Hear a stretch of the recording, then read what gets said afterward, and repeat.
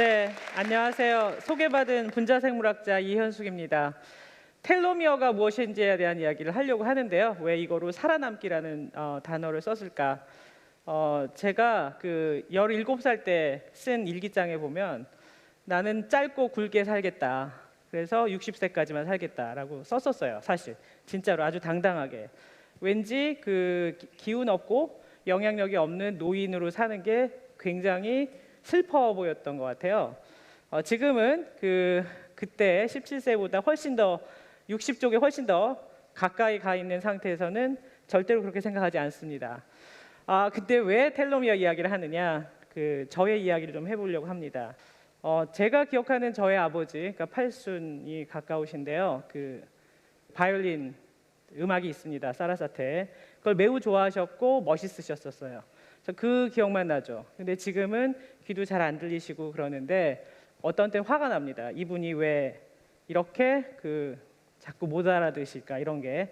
그래서 이것은 저의 아버지의 이야기이기도 하고 이분들의 이야기이기도 하고 저의 이야기이기도 하고 어쩌면 여러분들이 피할 수 없이 만나게 되는 우리 모두의 인생에 대한 이야기인데 우리는 생명과학은 사실은 그 사람에 관심을 갖습니다. 그래서 인간의 노화, 그 뒤에 있는 과학을 이야기하고자 합니다. 우리 다 이런 때가 있었죠. 그래서 저희 아버지와 비슷한 세대인 최인호 선생님도 이런 때가 있었습니다. 다 지나가는 때인데 우리가 꿈꾸는 것은 사실은 죽음을 피하려는 것은 아니고요. 어떻게 하면 건강하고 오래 잘 살 수 있느냐 이것이거든요. 그것은 누구도 나는 그렇지 않다라고 얘기하지 않을 겁니다. 자, 그러면 노화가 무엇인지 한번 봤는데요. 이게 제가 생각하는 것, 다른 사람들이 생각하는 노화에 대한 어떻게 보면 리스트입니다. 늙는다는 것, 기억력이 떨어지고요. 그리고 인지 능력이 떨어지고 피로하고 주름이 생기고 면역성이 떨어지고 그래서 노약자들은 지금 요새 같은 때도 더 조심하셔라라는 말을 듣죠. 그리고 키도 작아지고요. 암이 발생하는 것도 증가합니다. 이 전체적으로 보면은 연관이 없을 것 같은 이 모든 생명 현상들 뒤에 도대체 노화의 근원이 무엇인가? 그래서 공통된 질서를 찾을 수 있는가? 이것을 이제 분자생물학자들은 궁금해합니다. 그럼 이걸 어떻게 연구하느냐? 생명의 기초 단위는 세포, 셀이라는 것입니다. 그래서 1961년에 위스타 인스티튜트의 레오나드 헤이플릭이라는 사람은 이런 실험을 합니다. 사람의 세포를 한번 꺼내서 충분한 영양 배지에서 키워봅니다. 그래서 이 세포가 어떻게 되는지, 얼마만큼 세포 분열을 하고 어떻게 되는지를 보고자 한 것이죠. 했더니 굉장히 재미있는 사실을 발견했는데 바로 세포 분열의 횟수가 정해져 있다는 것이었습니다. 무엇이냐면 세포가 모든 게 다 충족되는 데서 계속해서 분열을 하다가 어느 시점에 가면은 61년에 발표된 이 논문처럼 이렇게 더 이상 분열하지 않고 멈추는 거죠. 이것이 계속해서 반복됐습니다. 즉 사람 세포는 한 50번에서 70번 정도 분열하면 더 이상 분열하지 않는다. 이것을 헤이플릭이 발견했다고 해서 헤이플릭 한계, 헤이플릭 리밋이라고 얘기하는데요. 그는 이것을 무엇이라고 설명했냐면 아마도 우리의 염색체의 맨 끝이 복제되는데 문제가 생겨서 더 이상 분열을 안 하는 것일 거다라는 이제 설명을 하고 싶어 했는데요. 이때는 분자적인 구조에 대한 설명은 없었습니다. 그래서 이거에 이제 천착한 과학자들은 계속 있었고요. 그래서 그거를 설명하고자 하다가 드디어 이 텔로미어라는 걸 만나게 됩니다. 텔로미어는 그리스어로 실의 맨 끝이라는 뜻으로서 우리의 DNA는 이렇게 굉장히 길기 때문에 사실 하나의 세포 안에 들어있는 사람의 DNA의 길이는 쫙 편다면 한 2m에 해당합니다. 그것이 고도로 응축돼가지고 나노미터의 세포 안에 들어가 있는 것이죠. 그래서 그들은 염색체라는 구조를 만드는데요. 이 텔로미어는 염색체의 맨 끝입니다. 즉 DNA 맨 끝인데 이 텔로미어는 유전자를 발현하지 않아요. 그러니까 우리의 어떤 눈을 만들거나 아니면 장기를 만들거나 하는 그런 역할을 전혀 하지 않습니다.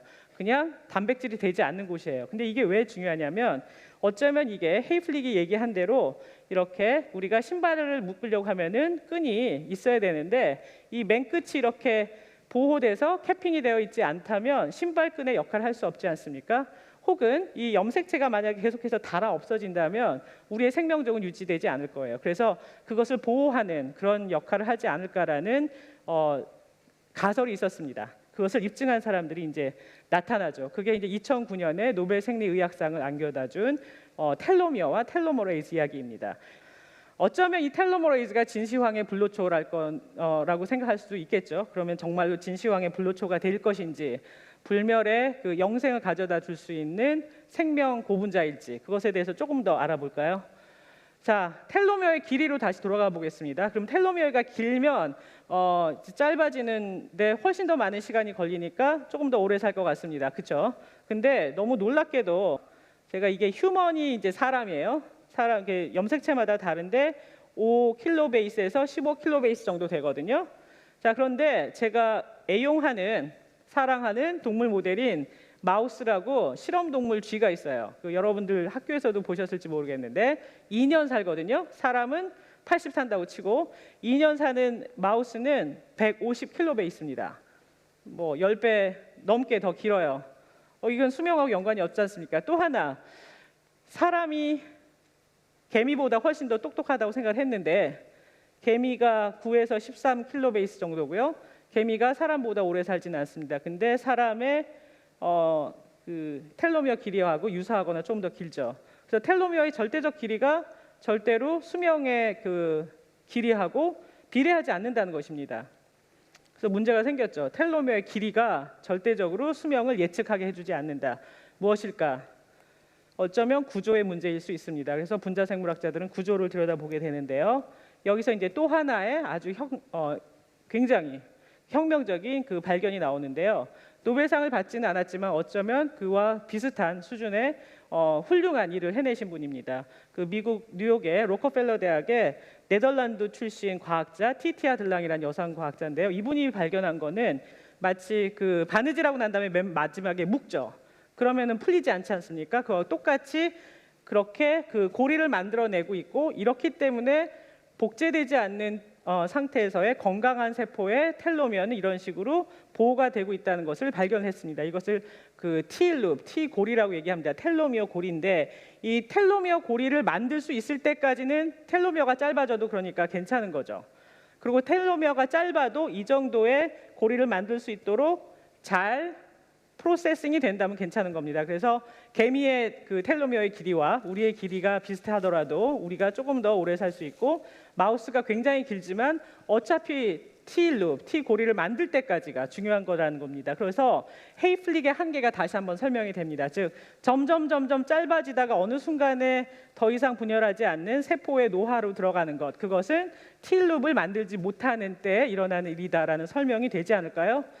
그래서 이렇게 생각을 한 거죠. 바로 이 T-룹을 만들 수 있다면 DNA 손상 반응이 일어나지 않으니까 계속 세포는 대사를 할 수 있고요.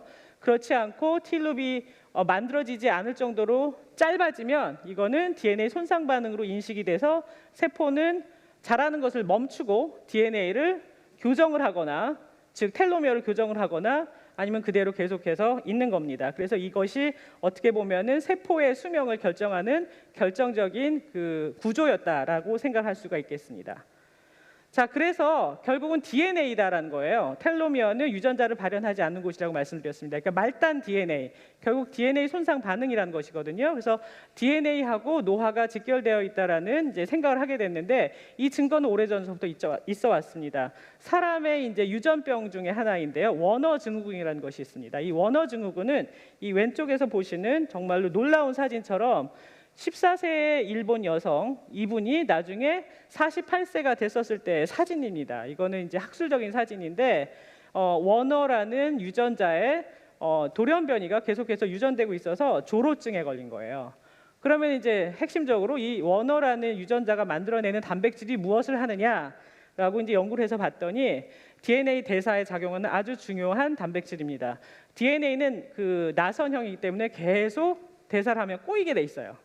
완전히 꼬여버리면은 그 고무줄 막힌 것처럼 되죠. 그래서 그거를 활발하게 대사하는 세포에서는 한 번씩 이렇게 끊어주는 나이프에 해당하는 헬리케이즈라는 것이 존재하고요. 그것이 풀어주고 넘어가고 이렇게 되는데, 이 헬리케이즈를 코딩하는 것이 워너라는 걸 알게 됐습니다. 즉, 이 헬리케이즈가 역할을 못하니까 DNA 대사도 일어나지 않고 DNA 손상 반응이 너무 많이 이상하게 사생아적으로 일어나서 조로증에 그 노출이 됐고, 이뿐만 아니라 암의 발병률도 매우 높았다는 것이죠. 그래서 첫 번째 증거, 즉 텔로미어에서 오는 것, 그리고 워너 증후군을 보건대도 노화와 DNA 대사는 직결되어 있습니다. 다른 하나의 예를 더 보여드릴게요. 포유동물 중에서 가장 오래 산다고 알려져 있는 보헤드 웨일, 그러니까 우리말로는 북극고래더라고요. 북극고래입니다. 이 북극고래는 200년을 산다고 알래스카의 이누잇 쪽이 얘기를 해요. 200년을 살아본 사람이 없지 않습니까? 실제로. 그러니까 사실은 더 오래 살 수도 있어요.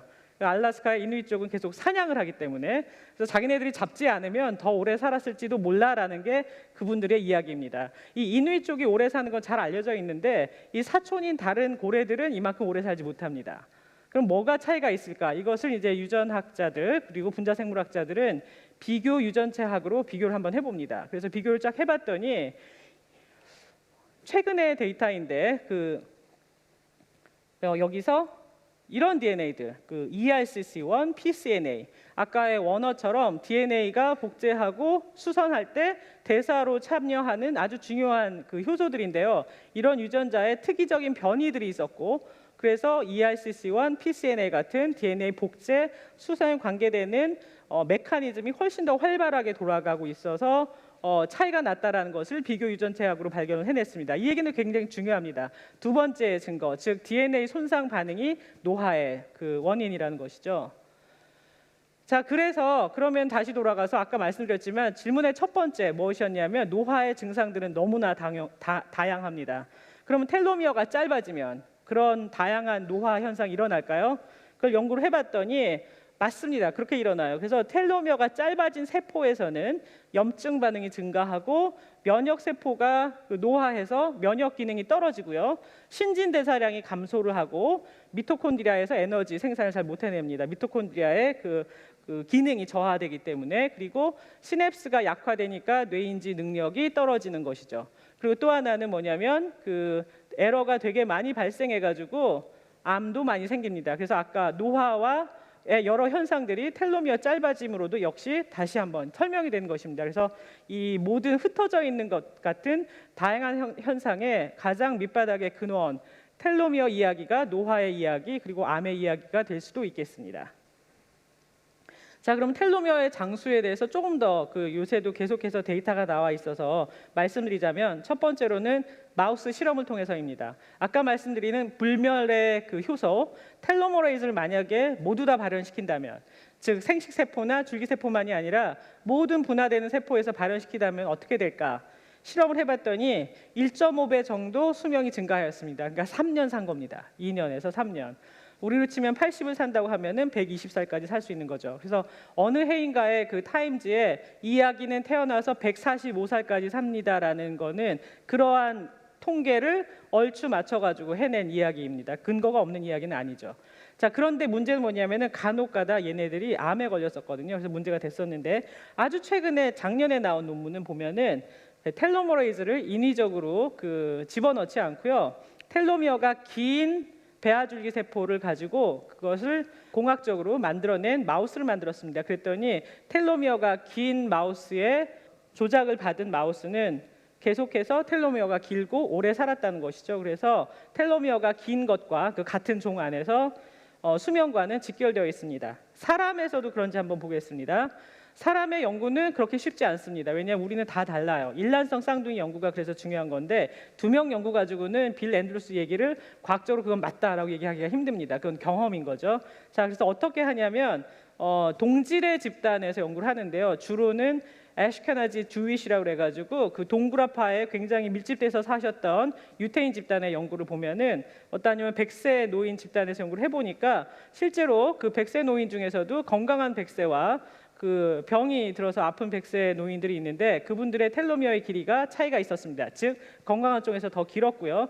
또 하나는 텔로머레이즈의 어떤 변이들이 텔로미어 길이하고도 상관이 있다라는 유전학적 데이터들이 있습니다. 따라서 마우스와 사람 모두에서 텔로미어 길이와 장수는 분명히 연관이 있습니다. 텔로머레이즈 어떻게 해서 집어넣으면 될 것 같다는 생각이 드는데 부작용이 있다는 것이죠. 그래서 이야기를 하지 않을 수가 없습니다. 텔로미어가 그래서 짧아지게 되는데 짧아지지 않는다면 어떤 일이 일어나게 되느냐? 두 번 말씀드렸던 암에 대한 이야기입니다. 이분은 밥 와인버그라고 MIT의 화이트헤드의 그 과학자인데요. 그 노벨상을 받지 않았지만 노벨상 받으신 분보다 훨씬 더 유명합니다. 우리 모두는 살면서 언젠가는 암에 걸리게 되어 있다.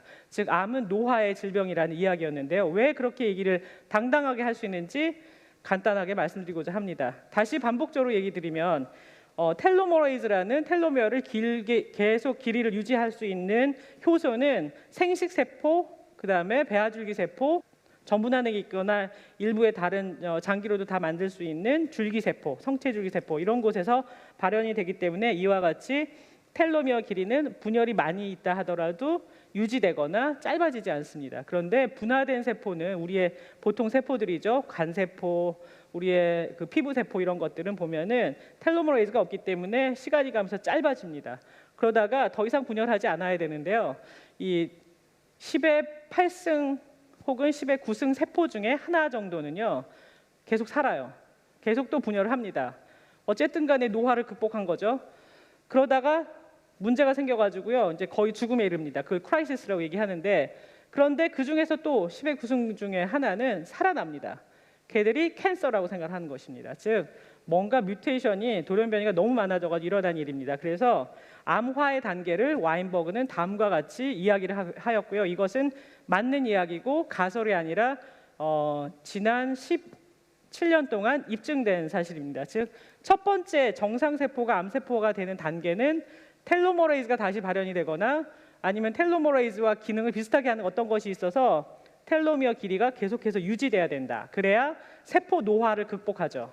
그러면은 50번 분열하게 되어 있던 것이 500번, 1000번 계속해서 분열할 수가 있고 딸 세포를 만들어내면 걔네들이 암화가 돼서 이거는 이제 유전체가 불안정해서 그런 거죠. 그 다음에 전이까지 가면 이것이 바로 악성 종양 그리고 이제 사람의 생명을 위험에 빠뜨리는 암이라는 것이라고 이야기를 한 것입니다. 이 세 개의 단계는 이 중간에 굉장히 많은 화살표가 있다 하더라도 정상세포가 암세포가 되는 데 있어서 가장 핵심적인 기둥이 되는 세 가지 단계입니다. 따라서 텔로머레이즈는 역기능이 지금 있는 것입니다. 수명만 늘려주는 게 아니라 잘못하면 암이 되는 거죠. 그래서 문제가 되는데 그렇다면 이런 생각을 해볼 수 있습니다. 자, 텔로머레이즈를 일단은 수명이 문제가 아니라 너무 심각한 암이 걸렸으니까 텔로머레이즈를 없애버리자. 텔로머레이즈를 암세포에서 없애버린다면 죽을 테니까 그러면 텔로미어 길이가 짧아지고 그래서 암을 극복할 수 있을 거다라고 생각을 많이 했었습니다. 그래서 많은 임상시험이 진행이 됐고요. 성과가 있는 것도 있고 대부분은 실패를 하고 했는데 저희 연구실도 발견을 했고 여러 연구실들에서 발견한 하나의 조금 더 조심해야 되는 이야기를 말씀드리겠습니다. 텔로머레이즈를 한번 없애봤어요. 그 마우스에서. 그러고 난 다음에 이제 다른 암억제 인자와 같이 그랬더니 어떻게 되냐면 텔로머레이즈가 없이도 텔로미어가 길어지는 새로운 암이 탄생을 했습니다. 그것을 Alternative Lengthening of Telomere, 우리 학자님께서는 대안적 텔로미어 길이 유지 방법이라고 부르시는데 그 얼트가 게시가 됐습니다. 이 얼트는 전체 암 중에서 한 10% 정도의 암에 이미 있어요. 그래서 텔로머레이즈가 없이도 암이 되고 있는데 이런 암들이 굉장히 좀 다루기가 힘들고 메커니즘도 잘 몰라가지고 좀 예후가 안 좋은 거로 되어 있는데요. 그런 암이 게시가 되는 거죠. 그때 또 하나는 뭐냐면 DNA는 원래 반보수적으로 복제를 하는데 이때는 에러가 되게 많은 컨서버티브한 보수적인 방법으로 분열한다는 사실까지 알게 됐습니다. 그래서 간단치 않습니다. 하나의 문제를 풀었다고 생각했지만 또 하나의 굉장히 어려운 난관에 봉착하게 되는 것이죠. 그래서 생각을 해봤습니다. 자, 저한테는 제가 몇 살까지 건강하게 오래 사느냐가 매우 중요한데요. 자, 우리 인간 종을 한번 생각해 봅시다. 생식 능력도 떨어지고 텔로미어 길이는 유지가 어느 정도 다른 사람보다 늦게 짧아지는데 어쨌든 생식 능력 떨어지고 돌연변이도 많은 사람을 계속해서 유지하는 것과 생식 능력이 많고 활발하고 자손을 많이 번성하는 것, 그 중에 어떤 것이 나을까요? 어차피 시간에 비례해서 돌연변이는 축적되게 되어 있습니다. DNA의 특성 때문이거든요. 따라서 다윈이 옳다는 말씀을 드리고 싶습니다. 즉 자연 선택인데 개체의 유지와 종의 유지는 다를 수가 있는데요. 종족의 번식과 유지를 위해서는 이렇게 텔로미어가 짧아지고 그리고 노화되고 죽고 그렇지만 그 전에 새로운 생명체가 태어나는 것, 그것이 종족 번식에서는 훨씬 더 유리한 것이죠. 그래서 개인과 집단의 문제가 될 수도 있겠습니다. 어떤 의미에서 이 말을 제가 80세 때는 고쳐 말할 것 같긴 한데 떠날 때는 잘 떠나주는 것이 전체를 위해서 좋다는 이야기죠. 자, 그래서 마지막으로 이 질문을 여러분들하고 같이 공유하면서 강연을 마치고자 하는데요. 아직 완성되지 않은 스토리일 뿐만이 아니라 실제로는 이쪽으로 계속해서 나가야 되기 때문에 여러분과 공유하고 싶습니다. 어떤 거냐면 어쩌면 이 텔로머레이즈가 여기에 이 사중가닥 G 쿼드로플렉스라는 게 존재하면, 이거를 우리말로는 제가 찾을 수가 없어서 연구하는 사람들도 그렇게 많지 않습니다. G 쿼드로플렉스라고 부르겠습니다. G 쿼드로플렉스가 이 텔로머레이즈가 함부로 들어와서 계속해서 텔로미어를 합성해서 그냥 불멸로 가는 걸 막고 있을지도 몰라라는 하나의 생각. 다른 하나는 뭐냐면 DNA 복제 때는 문제가 된다면 얘를 적절하게 조절해주는 어떤 인자가 있다면 그것이 텔로미어 복제는 적절하게 하고 텔로머레이즈는 못 들어오게 하고, 그 대신에 손상 반응이 일어나지 않아서 텔로미어끼리 연결되는 사생아적 DNA 수선은 일어나지 않게 함으로써 텔로미어의 항상성을 유지할지도 몰라라는 아주 도발적인 가설을 지금 가지고 이제 연구를 하고 있습니다. 저는 매우 흥분되고 있는 질문인데요. 말씀드렸듯이 텔로미어로 살아남는 방법, 아직까지 균형을 잡는 것을 잘 못 풀고 있는데 어쩌면 이 쿼드로플렉스의 비밀이 있을지도 모른다는 말씀을 드리고 싶습니다. 분자 생물학의 아버지이고 살아계실 때 제가 뵀었는데 훌륭한 사람이기도 한 막스 페루츠 경이 뭐라고 하셨냐면, 이분이 뭐라고 그랬냐면 과학에서는 항상 진리가 승리한다라고 하셨어요. 그래서 너무 멋진 말이라서 마음에 담고 있었는데 이게 무슨 뜻인지 잘 모르고 있었는데 제가 박사를 받을 때 팀 헌트 박사님께서 저한테 박사 받을 때 이렇게 말씀하셨어요. 유행을 쫓지 말고 진리를 사냥하라. Ferret the truth. 그래서 이 두 가지의 말씀이 아무래도 오늘의 텔로미어 살아남기에서의 유일한 교훈이 아닐까라고 생각하면서 강연을 마치고자 합니다. 감사합니다.